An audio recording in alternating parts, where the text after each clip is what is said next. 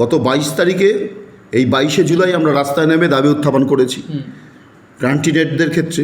1 August এখন অবধি একজন পেনশনারও সেই এডিআরের অর্থ তারা পাননি। তাও কি ট্রেজারির থ্রু দিয়ে জেলার পেনশনাররা, যেটা 8 থেকে 19 পর্যন্ত, তার 50% অ্যাডহক হিসাবে দেওয়ার কথা বলেছিলেন, যেটা রিলিফ হিসাবে, সেই অর্থও পাননি।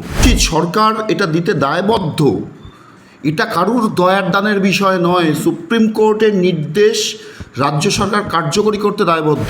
All India consumer price index অনুযায়ী তাদের এটা লিগালি এনফোর্সেবল রাইট, সেই অধিকার তাদের ক্ষেত্রেও প্রযোজ্য। তাহলে 10ই এপ্রিল 2026 অর্থ দপ্তর থেকে আদেশনামা প্রকাশিত হলো।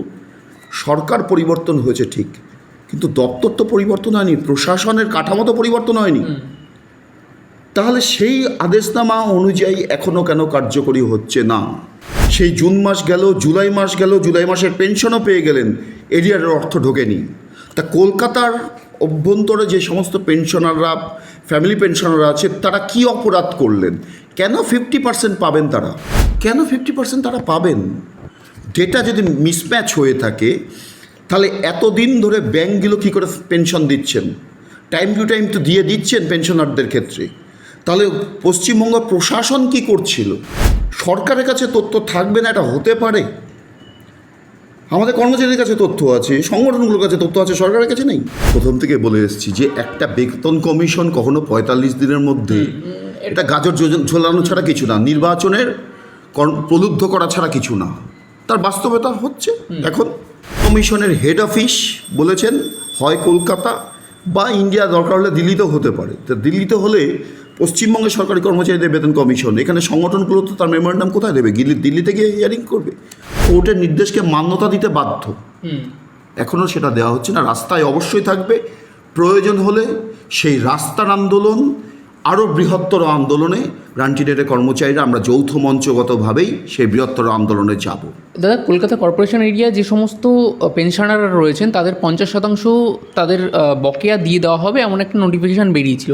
সেই সংক্রান্ত আর কোনো আপডেট কি রয়েছে? সেই যে 50% দেওয়ার কথা বলা হয়েছিল, সেটা কি আদেও দেওয়া হয়েছে? সেই সংক্রান্ত কোনো আপডেট কি আছে? দেখুন, প্রথম কথা হচ্ছে যে রাজ্য সরকার মহামান্য সুপ্রিম কোর্টের যে নির্দেশ দিয়েছিলেন, সেই নির্দেশ অনুযায়ী মার্চ মাসে 3টে অর্ডার বের করেছিলেন, 996F, 997F, 998F। সেখানে 996 সরকারি কর্মচারীদের এবং তার পরবর্তী পেনশনারদের সবার ক্ষেত্রেই 2008 থেকে 19 পর্যন্ত এরিয়ারের অর্থ প্রদান করার নির্দেশনামা অর্থ দপ্তর থেকে প্রকাশিত হয়েছিল, জারি হয়েছিল। তারপরে আমরা দেখেছি ট্রেজারির মাধ্যমে অবসরপ্রাপ্তরা পেয়েছেন। কলকাতার কর্মচারী যারা অবসর গ্রহণ করেছেন, কলকাতার কর্পোরেশনের এলাকার অভ্যন্তরে অবস্থান করেন, তারা পাননি। এই নিয়ে আমরা আমাদের সংগঠনের পক্ষ থেকে গত 5ই জুন, 15ই জুন ধারাবাহিকভাবে ফিনান্স ডিপার্টমেন্টের সাথে পার্সু করা হয়েছে। এমনকি বিভিন্ন ব্যাংক, এজি, রাজ্য সরকার মিটিংও হয়েছে। সরকার সেই মতো আদেশনামা জারি করেছেন জুলাই মাসে। আজকে 1 আগস্ট এখন অবধি একজন পেনশনারও সেই এডিআরের অর্থ তারা পাননি। তাও কি ট্রেজারির থ্রু দিয়ে জেলার পেনশনাররা, যেটা 8 থেকে 19 পর্যন্ত, তার 50% অ্যাডহক হিসাবে দেওয়ার কথা বলেছিলেন, যেটা রিলিফ হিসাবে, সেই অর্থও পাননি।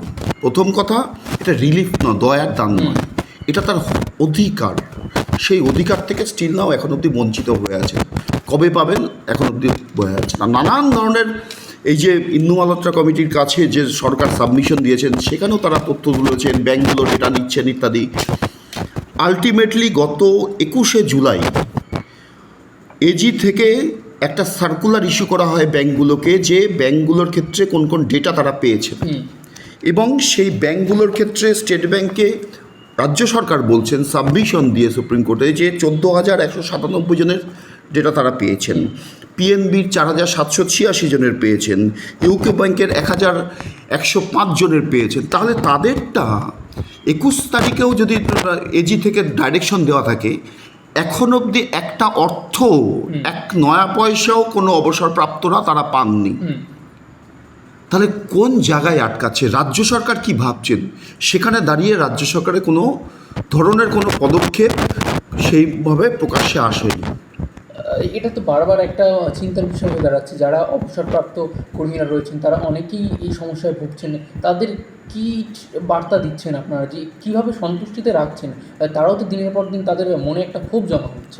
এই ক্ষোভ যথার্থ ক্ষোভ, এটা সন্তুষ্টি রাখার কোনো বিষয় নেই। কেউ কেউ আমরা হয়তো অনেকে অনেকভাবে গিয়ে বলছি না পাবেন, আপনি একটু ধৈর্য ধরুন, পাবেন। ধৈর্য ধরবেন কেন? তিনি পাবেন কি? অবশ্যই পাওয়া উচিত, পাওয়া উচিত। সরকার এটা দিতে দায়বদ্ধ।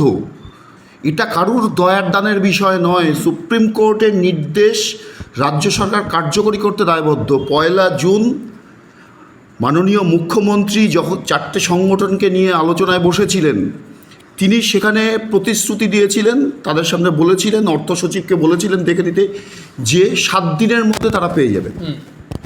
তা মুখ্যমন্ত্রীর একটা নির্দেশ, মৌখিক নির্দেশ, মানে সেটার সরকারি আদেশ। তাহলে সেখানে অর্থ দপ্তর, মুখ্য সচিব, অর্থ সচিব তারা কী করছেন, কী উদ্যোগ দিচ্ছেন আমরা বুঝতে পারছি না। এজিকে দায়িত্ব দেওয়া হয়েছিল, এজি বেঙ্গল, অর্থ দপ্তর, ব্যাংক বিভিন্ন সময় মিটিং করেছেন বারে বারে। এজি একটা জট কাটানোর চেষ্টা করেছেন, করে নিয়ে এজি নির্দেশ দিয়েছেন 21শে জুলাই। 1 জুন মিটিং হলো, 7 দিনের মধ্যে ক্লিয়ার হওয়ার কথা। কর্মচারীরা দারুণভাবে আশ্বস্ত হয়েছিলেন, মুখ্যমন্ত্রী নির্দেশ দিয়েছেন নিশ্চয়ই 7 দিনের মধ্যে পাবো। সেই জুন মাস গেল, জুলাই মাস গেল, জুলাই মাসের পেনশনও পেয়ে গেলেন, এরিয়ারের অর্থ ঢোকেনি। তা কলকাতার অভ্যন্তরে যে সমস্ত পেনশনাররা, ফ্যামিলি পেনশনাররা আছে, তারা কি অপরাধ করলেন? কেন 50% পাবেন তারা? এখানে জটলাটা কোথায় গেল আপনি কি বলছেন? জটলাটা যেভাবে বোঝা যাচ্ছে, রাজ্য সরকার যা সাবমিশন আছে, যে বিভিন্ন ব্যাংকের ক্ষেত্রে সফটওয়্যারের প্রবলেম, ডেটার ক্ষেত্রে সমস্যা। তাহলে এই যে সংখ্যাটা বলছেন, স্টেট ব্যাংকের প্রায় 45,000 পেনশন প্রাপক আছেন যারা স্টেট ব্যাংক থেকে পেনশন ড্র করেন। সেখানে 14,197 জনের ডেটা ঠিক আছে, তাহলে তাদেরটা প্রদান করা হচ্ছে না কেন? আচ্ছা, পিএনবি 4,786 ডেটা হয়ে গেছে, ইন্ডিয়ান ব্যাংক 2,035 হয়ে গেছে, ইউকো ব্যাংক 1,105 হয়ে গেছে। তাহলে তাদের ক্ষেত্রে কেন 50% অ্যাডক দেওয়া হবে? ডেটা যদি মিলেই থাকে তাহলে তারা আজকে জেলার ট্রেজারির অভ্যন্তরে যে পেনশন পান, তিনিও তো পশ্চিমবঙ্গে অবস্থান করেন, তিনিও পেনশন রুল দ্বারা গাইডেড হন। আর কলকাতার ব্যাংকের থ্রু দিয়ে যাদের পেনশন হয় তারাও পেনশন রুল দ্বারা গাইডেড হন। তাহলে তাদের ক্ষেত্রে কেন অ্যাডক 50%? কেন দয়া হিসেবে, ইন্টেরিয়াম হিসেবে বলা হচ্ছে, রিলিফ হিসেবে বলা হচ্ছে? তো এটা তার রাইট। কেন 50% তারা পাবেন? ডেটা যদি মিসম্যাচ হয়ে থাকে, তাহলে এতদিন ধরে ব্যাংকগুলো কী করে পেনশন দিচ্ছেন? টাইম টু টাইম তো দিয়ে দিচ্ছেন পেনশনারদের ক্ষেত্রে। তাহলে পশ্চিমবঙ্গ প্রশাসন কি করছিল? এখানে কোথাও কি সেই ভুল হিসাবের একটা ব্যাপার, বা মাঝখানে বলা হচ্ছিল কর্মীদের যথাযথ তাদের তথ্য সরকারের কাছে নেই, সেই বিষয়টা কি আবার উঠে আসছে? তাহলে সরকার এতদিন ধরে বাজেট পেশ করছেন, বলছেন আমার দিয়ে দিতে, মর্গ ভাতা দিতে, পেনশন বেতন খাতে এত টাকা ব্যয় হচ্ছে, তাহলে কোন তথ্যের ভিত্তিতে দিচ্ছেন? সরকারের কাছে তথ্য থাকবে না এটা হতে পারে? আমাদের কর্মচারীদের কাছে তথ্য আছে, সংগঠনগুলোর কাছে তথ্য আছে, সরকারের কাছে নেই। তাহলে কি প্রশাসন চলছে? নিশ্চয়ই আমরা আশাবাদী যে নিশ্চয়ই সরকারের কাছে তথ্য আছে, হয়তো ডেটাতে কোনো ভুল থাকতে পারে ব্যাংকের কাছে। তাহলে সেটা ব্যাংক যখন পেনশন দিচ্ছে, ব্যাংকেরও তো দায়বদ্ধতা আছে। আজকে এজিকে যেমন এই supreme court one of the এই ইন্দু মালহোত্রা কমিটির মধ্যে যুক্ত করেছেন, এজি তার দায়বদ্ধতা রূপায়ণ করছেন। তাহলে ব্যাংকগুলো কার কাছে কোয়েশ্চেনেবল? তো সরকারের সেদিকে নজর দেওয়া উচিত। এই সরকার বিভিন্নভাবে মিটিং করলেন, তাহলে সরকার বলুক, সরকার আদেশনামা জারি করলেন, অর্থ দপ্তর থেকে আদেশনামা জারি হলো, তারপরেও ব্যাংকগুলো একটা অর্থ প্রদান করেনি, তাহলে সেখানে কি সরকারের কোনো ভূমিকা থাকে না? না, বিষয়টা কি একদম হালকাভাবে নেওয়া হচ্ছে? যাদের কথা দেওয়া হলো 45 দিনের মধ্যে সপ্তম পে কমিশন হয়ে যাবে, যাদের বলা চলে যাদের কাঁধে ভর করে এই নতুন সরকার গঠন হলো, তাদেরই বঞ্চনার শিকার হতে হচ্ছে। দেখুন, আমরা তো প্রথম থেকে বলে এসেছি যে একটা বেতন কমিশন কখনো 45 দিনের মধ্যে, এটা গাজর ঝোলানো ছাড়া কিছু না, নির্বাচনের প্রলুব্ধ করা ছাড়া কিছু না। তার বাস্তবতা হচ্ছে এখন পে কমিশন গঠন করেছেন, 6 মাসের সময়সীমা বলেছেন। 1 মাসের যেদিন বাজেটে ঘোষণা হয়েছিল ঠিক তার 1 মাসের মাথায় গিয়ে বেতন কমিশন গঠন হয়েছে, তার মধ্যে আবার চেয়ারম্যান পরিবর্তন হয়েছে। এবার বেতন কমিশন গঠন করলেই তো হয় না, বিভিন্ন সংগঠন সেখানে নোটিফিকেশনেও আছে, সংগঠনগুলোকে তাদের মেমোরেন্ডাম সাবমিট করতে দেওয়ার 6 মাসের মধ্যে সময় দিতে হবে। তাহলে তারা সাবমিশন দেবেন, তারপরে বেতন কমিশন বিচার্য করবে। তার মধ্যে যদি 6 মাসের মধ্যে কার্যকরী করতে পারেন, ওয়েল অ্যান্ড গুড। কিন্তু সেই অর্ডারে যেটা বলা হয়েছে যে বেতন কমিশনে অতীতে 6টা বেতন কমিশন হয়েছে, সেখানে কর্মচারীদের প্রতিনিধি হিসাবে কেউ না কেউ থেকেছেন। এবার বেতন কমিশনে কর্মচারীদের কোনো প্রতিনিধি নেই।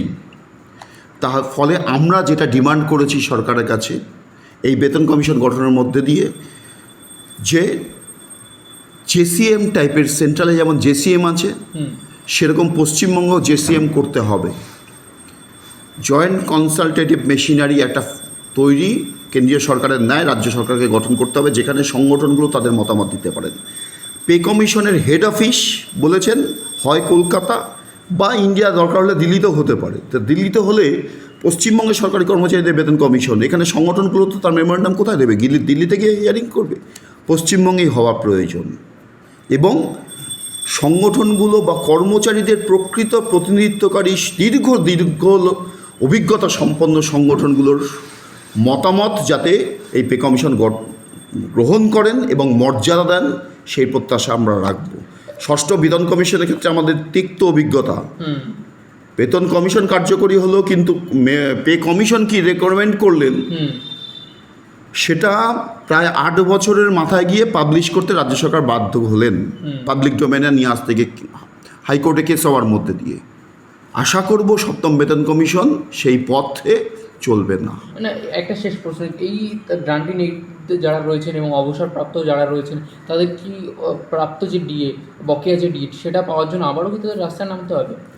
রাস্তায় তো আমরা আছি, আমরা বারে বারে বলেছি। অবশ্যই গত 22 তারিখে, এই 22শে জুলাই আমরা রাস্তায় নেমে দাবি উত্থাপন করেছি গ্রান্টিনেটদের ক্ষেত্রে। মজার বিষয়, 998F যে আদেশনামাটা জারি হয়েছিল, মুখ্যমন্ত্রী ঘোষণা করলেন 15ই মার্চ টুইট করে যে আমি সব দিয়ে দিলাম, ওয়ারাস গ্রান্টিনেটদের আদেশনামা প্রকাশিত হলো 12ই মার্চ, আদেশনামার মেমো নাম্বার দেওয়া হলো। যাই হোক, সেখানে দাঁড়িয়েও তারপরে একদম 1176F 30/3/2026, আমি একদম অর্ডার নাম্বার ধরে বলছি, অর্থ দপ্তরের, সেই অর্থ দপ্তরের বিভিন্ন ডিপার্টমেন্টগুলোকে বলা হলো যে 1 এপ্রিল 2026-এ আমাদের একটা মিটিং হবে কনফারেন্স হলে, এবং বিভিন্ন ডিপার্টমেন্টগুলো ডেটা প্রদান করুন, কত এই গ্রান্টিন এড বাবদ পেনশন এরিয়ারের অর্থ দিতে কত টাকা ব্যয় হয় সেটা দ্রুত তারা প্রদান করুন। তারপরে যদি দেখেন 1338F ডেট 10ই এপ্রিল 2026, সেখানে তারা বললেন বিভিন্ন ডিপার্টমেন্টগুলোকে যে স্ট্যান্ডার্ড অপারেটিং প্রসিডিওর এসওপি তৈরি করতে, সেই মতো ডিপার্টমেন্টগুলো তারা অর্থ দপ্তরের কাছে তথ্য প্রেরণ করলেন।